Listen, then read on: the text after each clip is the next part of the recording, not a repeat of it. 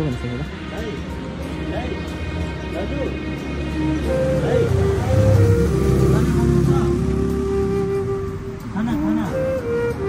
खाना खानुहुन्छ उठ्नु हामीले खाना मासु भात ल्याइदिएको छु खाना खानु घर कता तपाईँको ए यहाँ बोतल गर्नुहुन्छ हाम्रो तर्फबाट तपाईँलाई यो छ म उहाँलाई पनि दिन्छु अनि यो तपाईँलाई सानो दसैँको दक्षिणा है हुन्छ यो भित्र पैसा छ है तपाईँ के गरेर के तपाईँलाई पछि खानासाना खाना यताउति हुनलाई चाहिन्छ है त अनि मासु भातहरू ल्याइदिएको छु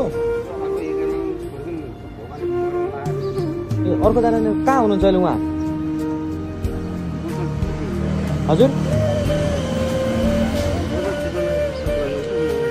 महालक्ष्मी स्थानमा